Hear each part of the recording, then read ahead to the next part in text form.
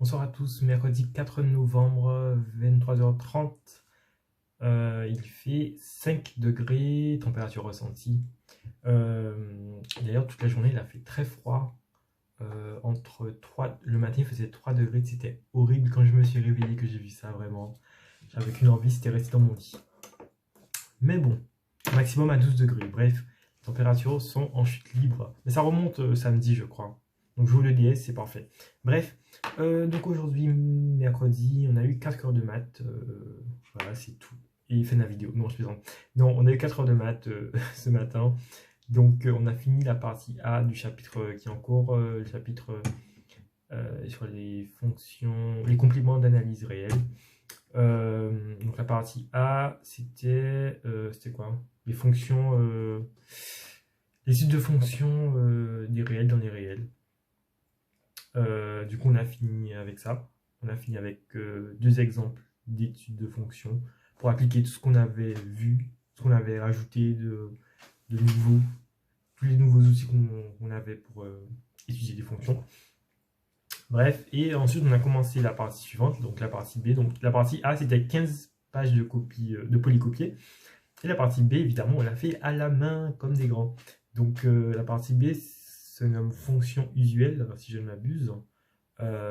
Du coup, on a redéfini la fonction logarithme, la fonction exponentielle, et on a introduit de nouvelles fonctions. On a défini arc sinus et arc cosinus. Donc les fonctions réciproques de sinus et de cosinus. Ensuite, moi, j'avais colle d'anglais à 16h40. Donc, colle d'anglais qui se faisait à distance, en visioconférence. Ça, c'est la meilleure des choses qui m'est arrivée, franchement. Vraiment, c'est la meilleure des choses pour anglais et français. L'école à distance, franchement, c'est nickel. En réalité, on n'a pas besoin d'être en présentiel, contrairement aux colle de maths et de physique. Donc, bon, ça suffit largement. Bref, donc, du coup, en plus, ça me permet de rentrer à l'internat, de ne pas rester tout le mercredi après-midi au lycée. Bref, c'est parfait.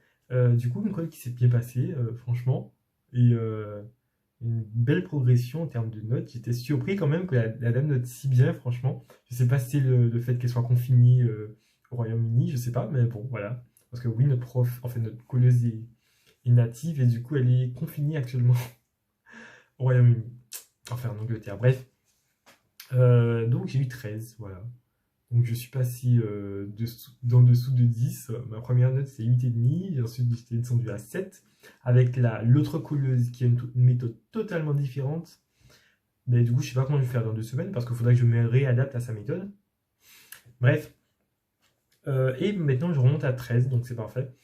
On verra si ça continue sous cette lancée. Ça va être plus compliqué avec l'autre colleuse. Je le sens, je le sens. Bref. Donc moi ce soir j'étais à l'orchestre. Entre des révisions de maths pour le DS et la fin de mon résumé à rendre demain en français, j'ai été à l'orchestre pendant 1 heure. Et on a introduit deux nouveaux morceaux, dont Bad Romance de Lady Gaga. Donc notre chef d'orchestre était très motivé pour faire ça. C'est très drôle parce que on a dans l'orchestre, il y a quoi comme instrument? Il y a un piano, il y a 2 guitares basses, je crois, un alto, 2 violons, violon alto du coup, un violon alto et 2 violons, et 6 flûtes traversières, dont moi. Jouer les Gaga avec cette formation, c'est assez spécial. Franchement, c'est au début c'est un petit peu chaotique, hein. Je dois avouer que c'est un petit peu compliqué de rentrer dans le truc. Et derrière, donc la vidéo s'est coupée sur moi parce qu'il n'y a plus de place. Bref, donc il a rajouté un fond rythmique à la batterie et du coup on a joué l'orchestre avec le fond musical. Ça donne un résultat assez spécial. C'est intéressant. J'espère que ça va aboutir à quelque chose de joli à la fin. Il devait avoir un concert prévu en décembre, mais bon, ça va être sûrement repoussé. Bref, donc demain, DM en maths, en français à rendre, c'était un résumé d'un texte. Aussi, j'ai reçu une question sur une des vidéos, la vidéo précédente, une question de Boris qui me demande comment tu gardes ta motivation. Donc j'espère qu'il y aura cette vidéo, j'espère qu'il est encore là. Comment garder la motivation et surtout comment entretenir sa motivation. Je sais que c'est difficile, je sais pas vraiment un exemple, mais bon, je sais que c'est ultra difficile, mais bon, j'essaie de toujours remonter en fait. C'est difficile quand tu as tout qui te tire vers le bas, une mauvaise note, une colle et tout. Mais en fait, l'important c'est il faut pas rester faut pas rester sur un échec, sur une mauvaise note, sur une colle, sur un DS. Moi, je me dis toujours que je ferai mieux la prochaine fois. Mais il ne faut pas se dire ça et ne rien faire pour. Il faut évidemment se faire tout pour que la prochaine fois, ça n'arrive plus jamais. Bref, l'important, c'est de toujours se relever après un échec, toujours se relever. Et aussi, il n'y a pas de réussite sans échec. Il y en a peut-être certains qui ont la chance de réussir sans jamais échouer. Ce serait très rare, mais vraiment, il faut se tromper pour arriver à quelque chose de bon, quoi. Moi, je pense qu'il faut se fixer des objectifs, moi notamment, enfin des objectifs à la fois de long terme et de court terme. Moi, notamment, en fait, j'ai une pression qui me fait ne pas abandonner, c'est que je suis rentré en prépa. Depuis le collège, je sais que je veux aller en prépa MPSI pour intégrer telle école. Euh, et donc, en fait, depuis toute mon enfance, j'ai été conditionné pour intégrer cette école. Je vais vous dire, c'est de l'ENAC, pour être pilote, voilà. Mais en fait, je veux faire que ça de ma vie. Et si jamais je ne passe pas en deuxième année, si jamais je n'intègre pas l'ENAC au bout de 2 ans, je vais redoubler je vais redoubler la deuxième année pour aller retenter pendant 3 ans. Bref, mais je suis là pour un minimum de 2 ans. Euh, donc il faut absolument que je réussisse, j'ai pas le choix. Dans 6 mois, dans 3 mois, je n'ai pas envie d'abandonner et d'aller en licence de maths parce que ce soit à Orsay ou à Dauphine, je sais pas qu'est-ce que je vais faire de ma vie parce que vraiment il y a qu'une seule chose que je veux faire de ma vie, c'est aller à l'ENAC et puis c'est tout. Peut-être ingénieur, puis autre chose, des écoles privées, mais bref. Vraiment, je préfère aller devenir ingénieur plutôt que d'aller en licence de maths et ne pas savoir quoi faire de ma vie. Bref, du coup, c'est une pression qui me maintient, qui me donne pas. Vraiment, en fait, j'ai pas le choix. J'ai pas le choix de ne pas abandonner.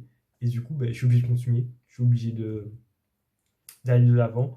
Et voilà, ça, c'est déjà une pression et une autre pression aussi. Une pression plus anecdotique, c'est la pression du YouTube. Parce que je suis en train de vous dire que je veux pas abandonner.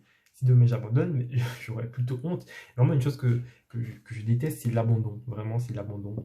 Le défaitisme, les gens qui partent défaitistes dès le début, vraiment, ça, je déteste ça. Et ça, les gars, il faut pas faire ça. Il faut pas faire ça. C'est néfaste. C'est très néfaste. Bref, donc en clair, comme je disais, se fixer des objectifs à long terme. Pourquoi on est venu en prépa? Pour faire quoi? Pour viser quoi? Après, il y en a qui n'ont pas forcément décidé de ce qu'ils voulaient faire, mais je suppose qu'ils ont quand même une vision de ce qu'ils veulent, enfin, de quelle école ils visent. En tout cas, c'est pour être ingénieur probablement, ou chercheur, ou prof, bref. Se fixer des objectifs à long terme, et des objectifs aussi à court terme, des petits objectifs à court terme qui permettent en fait de se récompenser entre guillemets. C'est-à-dire que ces objectifs à court terme, ils t'emmènent vers celui du long terme. Et plus tu réussis ces petits objectifs, ça va te permettre, entre guillemets, d'entretenir la motivation et de te dire, bon, j'ai réussi ça, c'est super, maintenant je passe à l'étape suivante, j'ai réussi ça, on continue. Voilà, il y aura des échecs dans les petits objectifs, ça va prendre du temps, mais il ne faut pas abandonner, c'est le principal. Qu'est-ce que je voulais dire aussi?